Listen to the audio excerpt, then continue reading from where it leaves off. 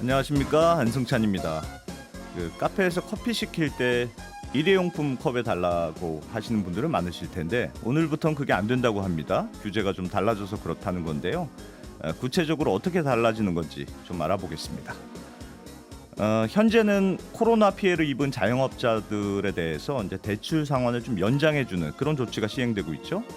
그런데 안철수 대통령직 인수위원회 위원장이 대출 상환을 연장해주는 대신에 배드뱅크를 활용해봐라 이런 방안을 꺼내놨습니다. 배드뱅크라는 게 뭔지 어떻게 활용한다는 건지 살펴보겠습니다. 미국은 휘발유나 경유에 에탄올을 섞어서 팔고 있습니다. 그런데 미국 정부가 에탄올을 지금보다 좀 더 많이 섞어서 팔게 하는 그런 방안을 준비 중이라고 하는군요. 이 소식도 자세히 전해드리겠습니다. 4월 1일 금요일 손에 잡히는 경제 시작하겠습니다.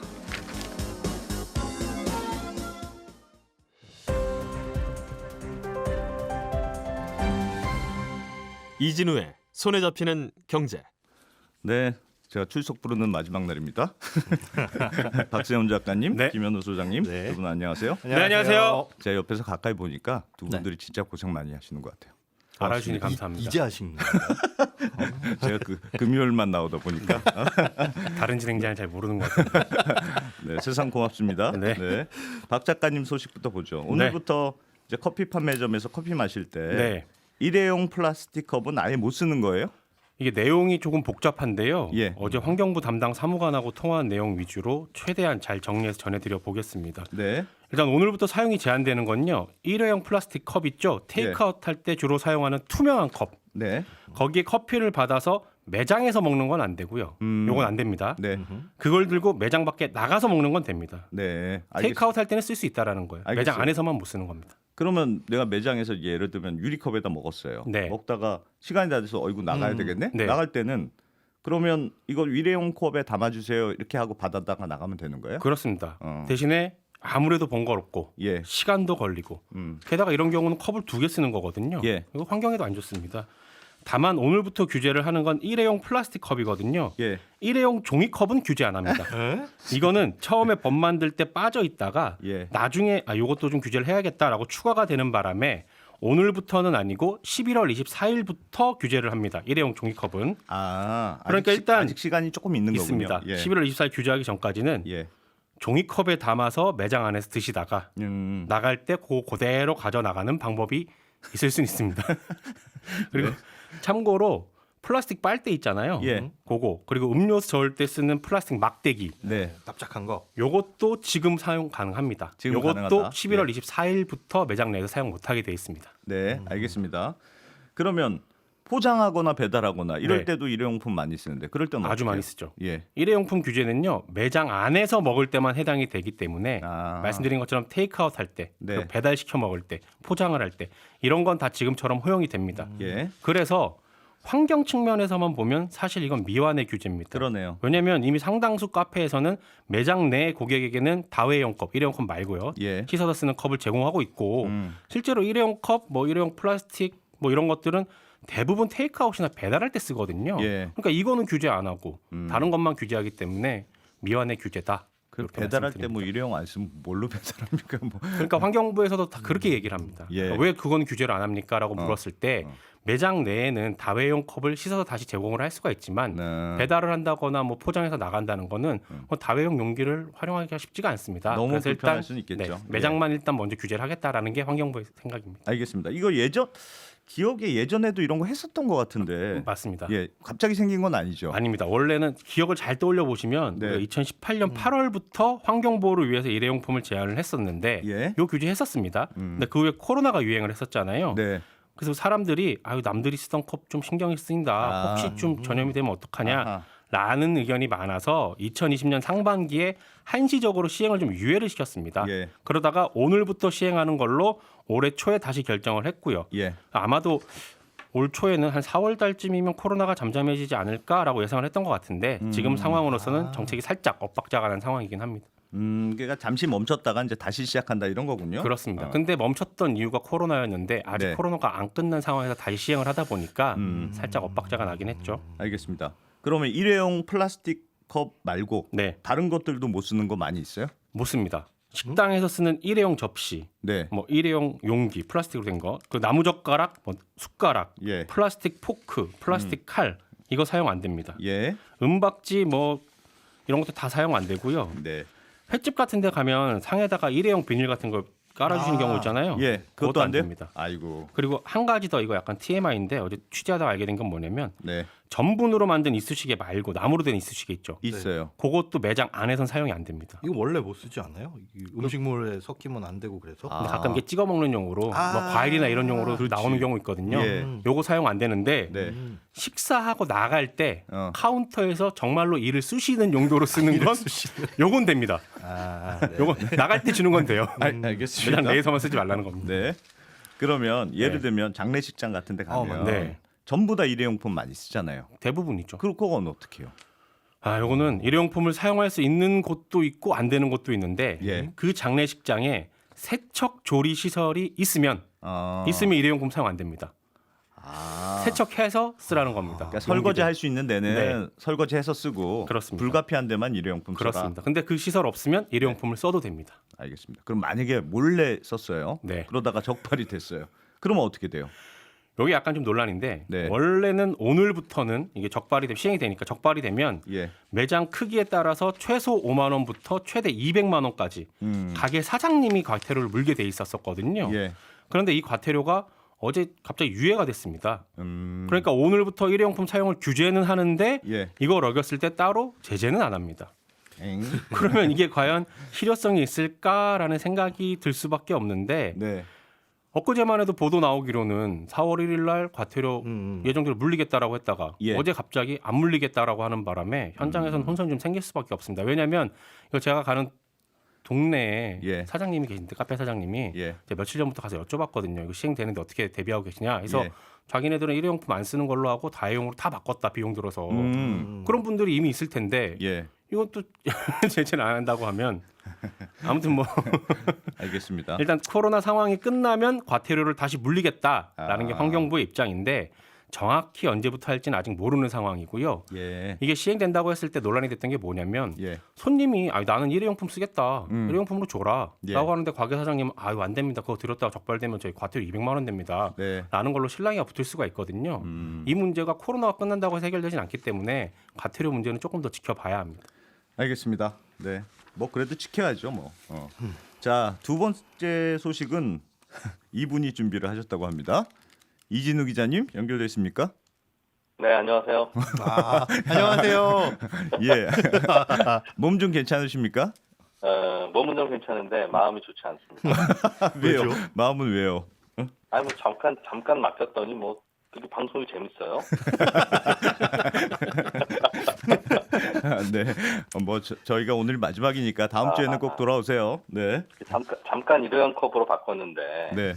일회용 컵이 먹컵보다 더 좋다고 막 다들 댓글이 난립니다. 큰일입니다. 이게. 힘듭니다. 저도 힘듭니다 지금. 예. 네. 네, 그 이진우 기자님이 준비한 소식 좀 보죠. 그 안철수 위원장이 코로나 자영업자 대출 이제 유예시켜 주지 말고 좀 예. 배드뱅크 방식을 검토해봐라. 뭐 이런 말을 했다고 하는데 이게 배드뱅크라는 게 뭐 어떻게 이해하면 됩니까? 이게 지금 은행들이 코로나19로 어려움 겪는 자영업자들한테 빌려준 돈이 지금 133조 원입니다. 예. 지금은 계속 6개월씩 만기 연장하면서 기다리고 있는데 네. 근데 이게 자영업자들이 갚기가 어려운 경우가 많을 거 아니겠어요? 그래서 연장을 더 해야 되나 말아야 되나 고민들을 계속 하고 있는데 그랬죠. 차라리 그거 그냥 일단은 못 받은 셈 치고 그 빚받을 권리, 그 채권을 정부한테 넘기면 예. 정부가 나중에 천천히 시간을 두고 차근차근 받아서 은행들한테 돌려줄 테니까 일단은 좀 그렇게 하자 하는 게 배드뱅크 솔루션입니다. 예. 우리도 예. 그 일상생활에서 집이 막 엉망이고 청소 정리가 안 돼 있는데 네. 30분 후에 손님 온다고 그러면 그 청소를 차근차근 할 수 있지 않고 일단은 아무 방이나 하나 정해서 잡동사니를 다 거기다 몰아놓잖아요. 네, 네, 그렇죠. 그거를 잠깐 우리는 배드룸이라고 부릅니다. 나쁜 방. 아, 일단 거기다 다 몰아넣고 아하. 문 잠그고 손님 간 다음에 이제 하나하나 꺼내서 치우잖아요. 안 급할 보이게, 때는. 안 보이게 한다 일단. 일단은 안 보이게 해야 되니까. 알겠습니다. 배드뱅크도 그런 겁니다. 일단 배드뱅크 만들어서 네, 자영업자들한테 빌려줬다가 떼이게 된 부실채권 다 거기다 몰아넣자. 예, 그런 겁니다. 이진우 기자님 죄송한데 통화 음질이 안 좋다고 해서 다시 좀 연결할게요. 네. 바로 전화 받아주세요. 네. 전화 끊지 마십시오. 네. 자, 깜짝 놀라셨죠? 네. 저도 사실은 이진우 기자 연결한다 그래서 네. 오늘 만우절이라 거짓말인 줄 알았는데. 네. 요 한 가지 말씀드리면 네. 저희 제작진이 해달라고 한 게 아니라 어. 본인이 어제 연락 와서 진짜 불안했구나. 진짜 불안했어. 본인이 출연하겠다고. 본인이 하겠다고 저희는 굳이 안 그러셔도 된다고 말렸거든요. 네. 본인이 하겠다고 한 겁니다. 지금 코로나 상태에서 지금 전화 연결한 거잖아요. 네. 지금. 근데 다행히 뭐 목소리 들어보니까 네. 이제 아프신 건 다 나은 것 같고 다행이네요. 월요일이면은 정상적으로 또 오셔서 우리 휴가가 끝날 것 같습니다. 네. 이게 연결이 어떻게 다시 연결 잘 됐나요? 네, 연결됐다고 합니다. 이진우 기자님. 네. 이제 목소리 깨끗하네요. 좋네요. 네. 잘 들리는데 일부러 그런 거죠. 그 방송 1, 2년 하시는 분도 아니고 전화 연결 잘 되는 곳에서 받으셔야죠. 죄송합니다. 예. 네. 그러면 그 네. 배드뱅크의 이제 부실한 채권을 은행들이 넘겨준다 이런 뜻인 것 같은데 은행들은 그럼 얼마나 돈을 받아요? 다 받지는 않을 거 아니에요. 다 못 받아요. 예. 원래 이 배드뱅크 할 때 예. 예를 들어서 한 10조 원을 빌려주면 네. 10조 원을 다 받으면 좋은데 정부가 그 다 주지는 않습니다. 옛날에 IMF 때도 은행들이 그때 그 대기업들한테 못 받을 것 같아라고 하던 돈이 한 112조 원이었는데 예. 그 당시에 배드뱅크 만들 때 정부가 일단은 나라 돈으로 40조 원은 은행들한테 줄게. 그럼 한 80조 원 못 받은 게 있잖아요. 한 그 네. 정도? 그 정도는 나중에 천천히 받든지 말든지 해라라고 네. 하는데 예. 일단은 40조 원 받고 끝냈어요. 아하. 은행들은. 그리고 정부가 그 이후에 한 15년에 걸쳐서 48조 원 정도를 회수해서 이제 정부가 가져간 거죠. 예. 알겠습니다. 그러니까 한 3분의 1 정도 받는다 이렇게 생각하면 되겠습니다. 그 정도 그러니까 은행들 입장에서는 어차피 부실이 될 수도 있으니까 그냥 예. 3분의 1 정도 선금 받고 이제 치우는 그런 느낌이네요. 치우는 건데 네. 문제는 그 당시에는 기업들이 무슨 건물도 있고 부동산도 있고 하니까 그걸 팔아서 예. 회수를 할 수 있었는데 지금 자영업자 대출은 무슨 담보가 따로 있는 것도 아니라서 예. 이게 자영업 경기가 다시 잘 살아나면 모르겠는데 그렇지 않으면 그 정도 비율을 받기도 쉽지 않지 않을까 하는 분석도 좀 있고요. 그러네요. 그러다 보니까 은행들 입장에서는 이렇게 배드뱅크 안으로 한다는 게 굉장히 안 좋은 소식입니다. 정부가 자영업자들한테 예. 빚 독촉하지 마시고 일단은 일단은 손해 보시고 어. 나중에 천천히 우리 따로 얘기합시다. 이제 하는 얘기가 되니까 예. 그런 솔루션인 거죠. 근데 그 배드뱅크를 만드는 주체가 네. 은행하고 그러니까 안철수 위원장이 발언한 걸 보니까 네. 은행하고 정부가 조금씩 같이 출자를 해서 배드뱅크라는 걸 만들고 그 배드뱅크가 부실 채권을 사가지고 오는 이런 컨셉이던데 그럼 정부 돈이 들어가니까 은행 입장에서는 다 떼이는 게 아니고 그래도 뭐 조금이라도 받는다 이렇게 볼 수도 있는 거 아니에요? 그런데 원래는 배드뱅크는 사실은 정부 돈으로 일단 주고 예. 그리고 나서 이제 은행들은 기다렸다가 받는 건데 배드뱅크라고 하는 것을 만들 때도 은행들이 돈을 집어넣는다는 뜻이니까 예. 실제로 은행들은 자기 돈 넣고 자기 돈 받아가고 빚은 못 받고 뭐 이런 상황이 되는 겁니다. 일단은 정부 돈으로 주고 예. 나중에 정부가 회수해서 가져가는 게 배드뱅크의 일단은 정석인데 예. 정부도 지금 133조 원 중에서 그걸 다 줄 수 없잖아요. 정부 돈으로. 그렇죠. 40조만 주다고 하더라도 40조 원이 정부 돈에서 나갈 만큼 여유가 있는 게 아니라서 그 40조 원도 은행들이 대부분 내라. 예. 그런 얘기가 되니까 사실상 이제 은행들이 대부분 빌려준 돈 떼이게 되는 거죠. 네, 그런 구조로 되는 것 같습니다. 알겠습니다. 자영업자들은 그러면 돈 안 갚아도 되는 건 아니죠. 갚아야 되죠. 갚기는 갚아야 돼요. 원론적으로는 지금 빚을 탕감하는 건 하나도 없는데 네. 구조상 은행이 매달 매주 그렇게 독촉하는 게 아니라 예. 일단은 정부가 갚아주고 나중에 정부에서 천천히 이제 회수를 하는 그런 방식이다 보니까 예. 안 갚아도 될 가능성이 조금 더 높아진 건 사실입니다. 독촉을 덜 하게 된다. 아무래도 정부가 가져가게 되면 이제 그렇게 되겠죠. 예. 이진우 기자님, 예. 이건 그냥 정부가 하겠다고 하면 되는 거예요? 아니면 뭐 법을 좀 바꿔야 되는 거예요? 이거는 정부가 그렇게 하도록 해야 되는 건데 이미 우리나라는 자산관리공사라고 캠코라고 예. 하고 있어요. 그래서 정부가 별도로 이걸 위해서 배드뱅크를 따로 만들지 네. 아니면 평소에 쓰던 골방을 계속 쓸지 그거는 좀 논의를 좀 해볼 필요는 있을 것 같은데 아마 캠코의 자본금을 좀 늘리고 네. 그걸 활용하는 방안이 되지 않을까 하는 음. 생각도 좀 들고요. 예.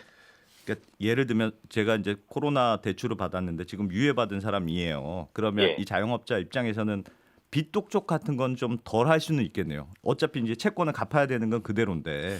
지금도 뭐 독촉은 안 하고 계속 6개월씩 연장은 하고 있으니까 예. 다만 이제 불안은 하죠. 다음에 이제 6개월 끝 그러면 이제 갚으셔야 되니까. 예. 그런데 일단은 배드뱅크로 다 넘어가면 그때부터는 형편이 되면 갚고 안 되면 뭐 어쩔 수 없이 못 갚는 건데 네. 이제 그런 일이 벌어지는 거죠. 물론 형식적으로는 달라지는 건 없으나 네. 실질적으로는 은행한테 빌리는 것보다는 조금 좀 마음은 좀 편안하게 되지 않을까. 정부가 노리는 것도 그걸 노리는 거거든요. 마음을 편한. 1번은. 그리고 은행들도 계속 이거 갖고 있으면 점점 다 부실하게 될 수 있으니까 133조 원이 그래서 굉장히 작은 돈이 아닙니다. 빌려준 돈이. 말씀드렸지만 외환 위기 때 은행들이 못 받은 돈 다 갖고 와 보세요라고 했을 때 100조가 좀 넘었거든요. 예. 옛날 일이긴 하지만. 이진우 기자님 예. 말씀을 많이 하고 싶었나 봅니다. 하나만 왜? 짧게 여쭐게요. 배드뱅크 활용 방안에 대해서 개인적으로는 어떻게 생각하세요? 개인적으로요. 근데 아까부터 왜 자꾸 질문지 순서를 막 엉클어서 그거 되게 싫죠. 대본에 없던 질문 합니까? 지금 예상했던 대로 문자하고 뭐 미니에서 기자님 예. 반기는 반응 엄청나게 뜨겁습니다. 여러분 하여튼 월요일에 잘 가서 다시는 이런 거 쓰지 않게. 알겠습니다. 네. 알겠습니다. 예. 예. 이진우 고맙습니다. 기자님 고맙습니다. 네. 네. 네. 재밌었습니다. 진짜 깜짝 선물 같네요. 네. 김현우 소장님 소식도 좀 보죠. 네. 시간이 많이 됐네. 미국에서는 이 연료에 에탄올을 섞어서 판다. 네. 그렇게 지금 되고 있죠? 네, 그렇습니다. 뭐 미국은 저보다 안승찬 기자님이 전문이시겠지만 네. 최근 소식을 좀 전달해 드리면 네. 미국은 2007년부터 휘발유에 또 2010년부터는 모든 수송용 연료 그러니까 휘발유, 경유 가리지 예. 않고 에탄올을 의무적으로 섞어서 쓰도록 하고 있습니다. 예. 에탄올은 우리가 흔히 얘기하는 술의 주성분 에틸알코올인 건데요. 옥수수 뭐 이런 거, 그렇죠. 사탕수수 이런 거 만드는 거. 네네. 예. 이걸 연료에 이제 섞어 쓰는 이유는 이제 친환경 목적이에요. 그러니까 에탄올 태우면 나오는 성분이 물하고 이산화탄소. 그러니까 이산화탄소가 나오기는 하는데 예. 석유 연료에 비해서는 적고 또 다른 환경물 오염물질이 나오질 않아서 이런 규제를 지금 두고 있습니다. 근데 이제 네. 미국이 그런 에탄올을 섞어서 휘발유를 파는데 예. 더 많이 섞어서 팔아라. 팔자. 예.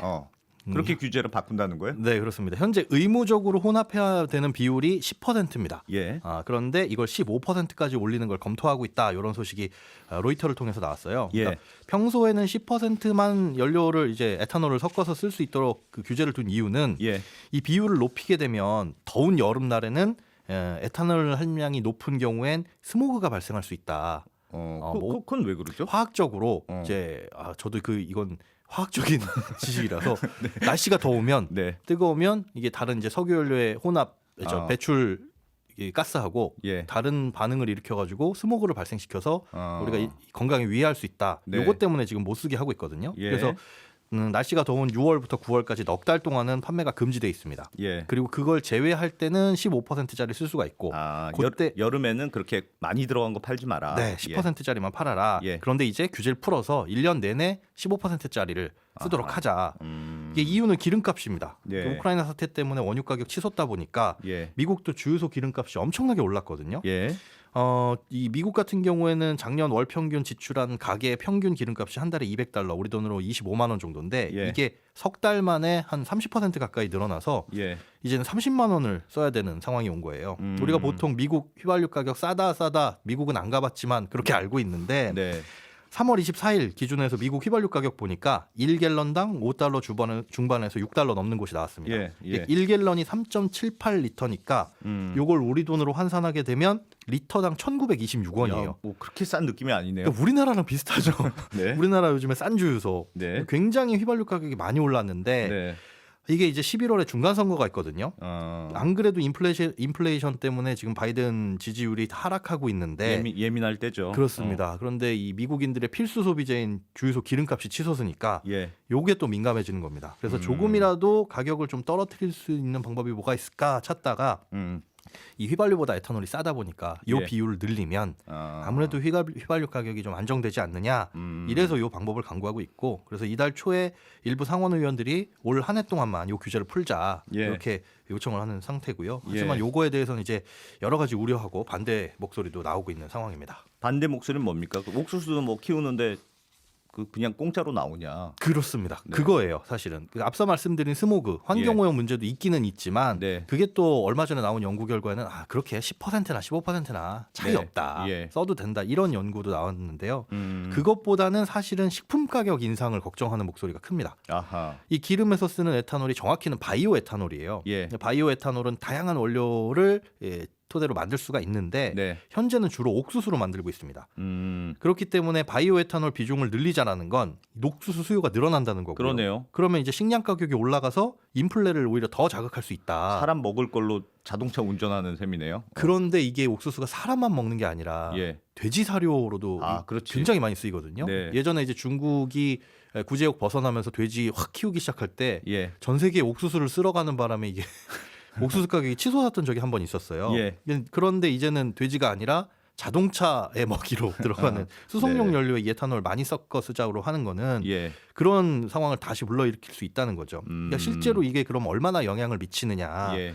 이 바이오 에탄올 섞어 쓰자는 규제를 처음에 만들 때 도입 예. 이유 중에 탄소 배출 줄이자라는 목적도 있었는데 음. 농가 소득을 늘리겠다는 목적도 같이 포함돼 있었어요. 정부가 그냥 따박따박 그러니까 정유업체가 사주는 거군요. 그렇죠. 따박따박. 옥수수를 많이 예. 쓰게 되면 농가 소득이 늘어날 테니까. 네. 그래서 사실은 트럼프도 2018년 중간 선거 유세에서 예. 농업 지역 표심 잡기에서 이 규제 풀겠다라는 아. 공약을 하기도 했거든요. 네. 그러니까 실제로 이 규제를 완화하게 되면, 그러니까 10%에서 15%를 올리게 되면 네. 옥수수 가격 상승에는 영향을 미칠 것이다라는 방증일 수도 있습니다. 예. 사실은 지금 바이든 정부는 환경보다는 표심에 더 이 신경이 쓰이는 상황인데 네. 규제 풀면 기름값을 어느 정도 낮출 수는 있겠지만 이게 조금 지나면 식량 가격 자극할 수 있어서 이게 또 양날의 검이 될 수 있는 문제입니다.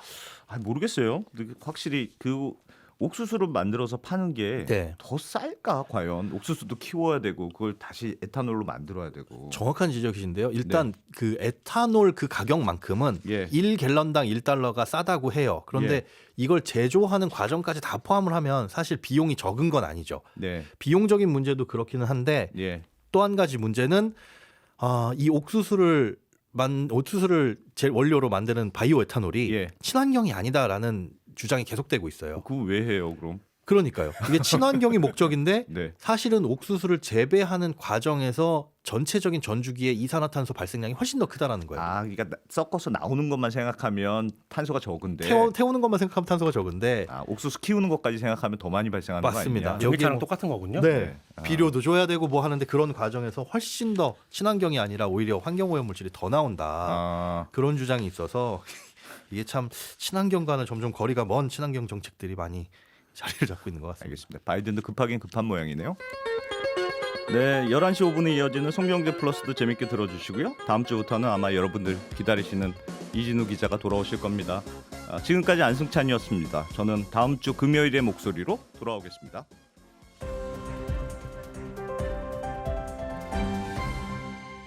경제를 생각하는 사람들의 즐거운 습관. 이진우의 손에 잡히는 경제.